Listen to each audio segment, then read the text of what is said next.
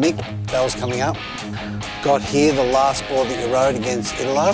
DNAs have been the one that's gone really well for everyone at Bells. DNA works really well at Bells, born on the points here. With this board I was going through a phase of swallowtails. I did the whole 2017 season on swallowtails and then 2018 kept on that trend. I wasn't super focused in on the event. It was more of a fun celebration. He got second. Yeah.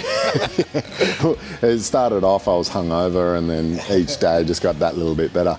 It had a little bit more volume than what I normally would have, but I found the swallowtail had crazy amount of drive, and that year there was a bit of swell, like he could have gone from a short board up to the next step up, but with the swallowtail it sort of just held in that little bit. This one just had great drive and really good flow actually. 5'11", you ride 5'10" normally. I've surfed out there and I don't know how you ride just a 1 inch step up, and I've seen Steph do it as well, ride only 5'10s even at the bowl. I've seen you ride 5'10s at the bowl. It's a very difficult wave I find to ride because it's so flat but then so pockety. When do you transition from a 5'10 to a 5'11? For the bowl I won't go down. So I'll stick to 5'11", even ask you over times to put a little bit more double concave in, so a little bit more. This one's got a fair bit. Just sort of gives you that little bit more control, a little bit more drive off the rail. Everyone thinks that you want to do these super long bottom turns and hold it, and it's almost being static.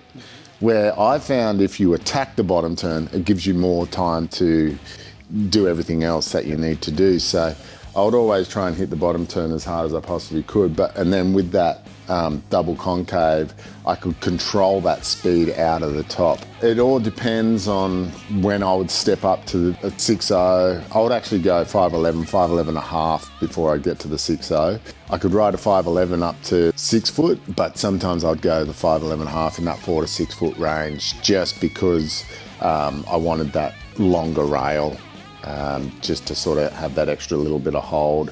And then depending on how powerful the swell is when you start stepping up. When I first started going there, I wasn't shy to jump on a 6.3. If it got bigger, even a 6.6. I feel like that sort of style of surfing on that longer board really accentuates at a place like Bells because you do have such a big canvas. Yeah. So 4 Bells titles, how many seconds?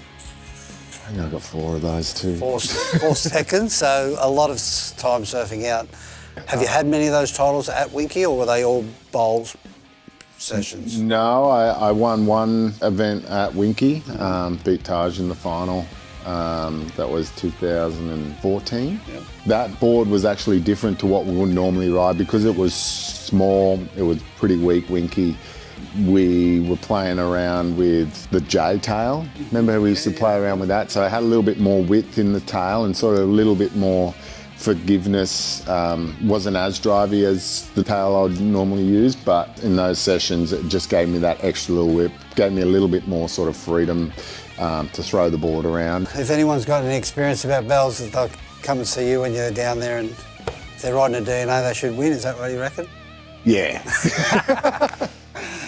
Go figure. For the amount of titles that Steph's won on that board, Ethan, we've had some really good results down there on your boards. Even Sally, Adrian de Souza, there's been, I'm not quite sure of the number, I'd have to think about it, but it's more than 14, no more than 16, somewhere in that, so it's pretty good strike rate. Steph's won like 10 bells, and I won 4. All right, thanks for that, Mick. No worries. Cheers, DH. Cheers.